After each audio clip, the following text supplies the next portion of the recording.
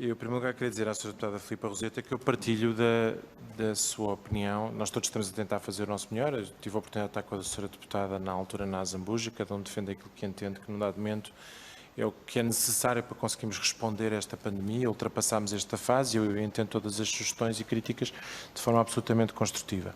O Governo não tem, e eu não tenho com certeza, nenhuma preocupação em passar uma imagem de confiança, passar a ideia que está tudo controlado, como se não tivesse, de alguma forma, a necessidade de emendar a mão, corrigir, reforçar respostas, se tal for necessário. Eu já tinha dito, já tinha tido a oportunidade de dizer, e digo aqui outra vez, quando o Governo teve a necessidade, quando percebeu que havia uma persistência durante o mês de maio em determinados territórios, teve a necessidade de criar um gabinete de supressão da crise na região de Lisboa e Valtejo, teve a necessidade de perceber que havia um reforço a fazer nas unidades de saúde pública, que elas só por si não teriam capacidade de responder ao problema pela concentração de casos que havia no território, porque esta é a grande particularidade, é que é uma diferença, nós temos 300 casos no país, ou temos 300 casos na região de Lisboa e Valtejo, tem 58 municípios, ou temos 300 casos, dos quais 60% deles são em 5 concelhos. E isto, obviamente, também mexe com a forma como nós olhamos para a realidade e também, se me permitem, com a forma com que nós, às vezes, podemos dizer que era muito fácil prever que isto ia acontecer. Não sei se era, Srs. Deputados, porque realmente há uma concentração de... Eu sei que não está, estou a dizer... Há uma concentração que realmente coloca um desafio extraordinário, porque eu admito que, há pouco o Sr. Deputado Ricardo não dizia, que há uma reflexão que teremos que fazer sobre um conjunto de questões de natureza estrutural e também na forma como a saúde pública se organiza e a dimensão que tem. Acho que todos nós temos consciência que este desafio pôs a saúde pública do mundo inteiro na linha da frente, quando muitas vezes eram estruturas que não tinham essa expressão no Serviço Nacional de Saúde. E nós hoje temos todos plena noção da necessidade que há de refletir sobre isso. E eu acho que nenhum de nós, por mais que defenda o reforço dos meios para a saúde pública, tem hoje, olhando para trás, realmente vai encontrar que a saúde pública deveria ter a dimensão que hoje todos, se calhar, de forma consensual, acreditamos que tem que ter. E, portanto, isto para dizer que houve medidas que foram adotadas aqui pela necessidade efetiva de reconhecer que havia particularidades e necessidades de reforços, porque as soluções que existiam não eram suficientes. Isso aconteceu ao nível da saúde pública, em vários aspectos, a necessidade do envolvimento dos autarcas, encontrando respostas que sem as autarquias a ter aquele tipo de envolvimento nós não conseguiríamos ter.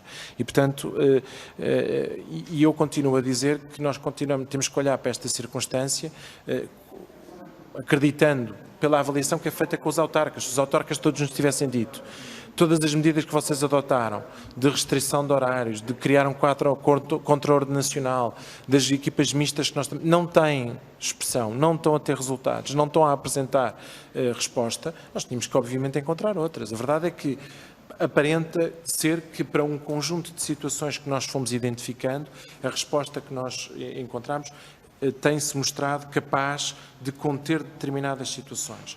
Claro que no território nós temos tido um conjunto de surtos e eu diria que é prematuro fazer uma avaliação se, retirado da observação os surtos que nós temos tido, se há uma tendência da diminuição das cadeias de contágio no território ou não.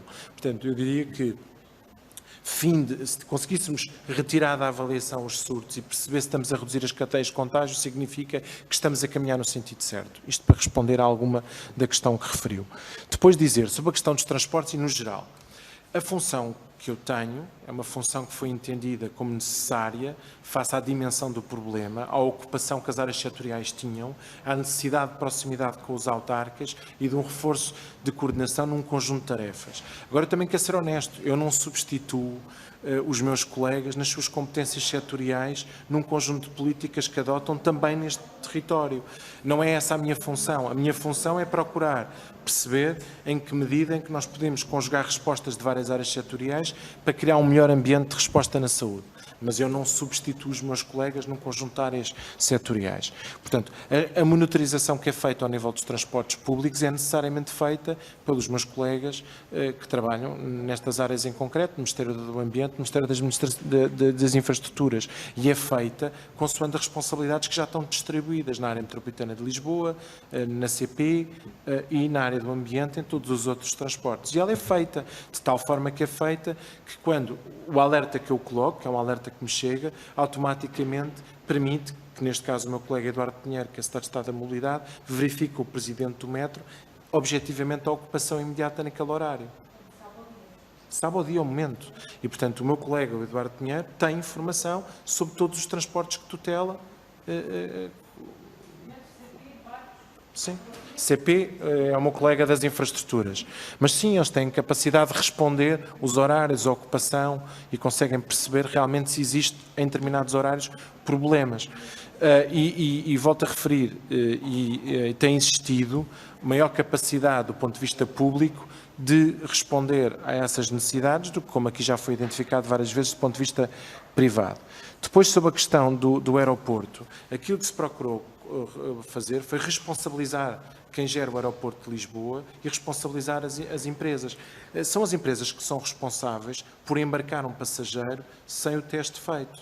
E são elas que têm que suportar esse teste para esse passageiro. Por isso é que nós criámos um quadro de controle nacional, onde multamos a gestora do aeroporto e multamos as empresas se necessário. Para quê? Para responsabilizar estas entidades. É muito difícil nós, a dada altura, num fenómeno com estas características, desresponsabilizarmos todas as entidades das responsabilidades que elas têm, acreditando que cabe ao Estado, às infraestruturas de saúde, responder a todos os problemas. Aquilo que foi dito é que o que se procura é que sejam efetuados e disponibilizados pela ANA através de profissionais de saúde habilitados. E, portanto, deve ser a ANA que deve procurar. Obviamente, cabe à Direção-Geral de Saúde verificar se estão a ser feitos em conformidade, mas cabe à ANA a responsabilidade de garantir que vão ser feitos. E se não tiverem a ser feitos, serão multados. E, portanto, esse é o alcance das medidas que foram tomadas. E, portanto, para lhe dizer em concreto, relativamente a isso.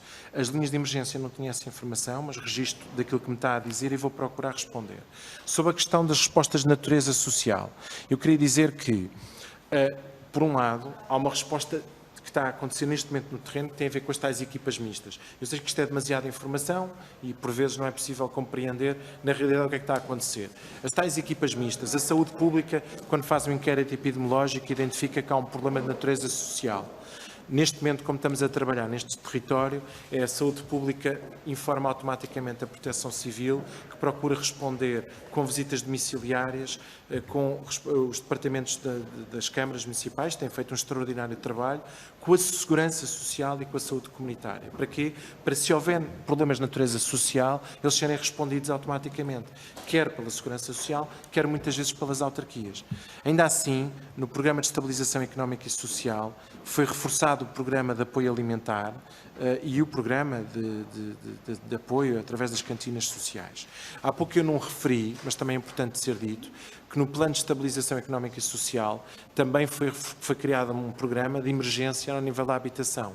Provavelmente o objetivo será institucionalizar estas respostas de retaguarda que nós procuramos criar. Não se entenda por programa de emergência ao nível da habitação uma alternativa habitacional para a habitação não digna, porque isso é uma matéria que o Governo reconheceu, que é um problema grave e estrutural, que só temos expectativa de resolver, pelo menos o horizonte temporal que nós definimos era até 2024. Mas é uma resposta de emergência para situações como sem-abrigo ou para outras como as que nós procuramos identificar.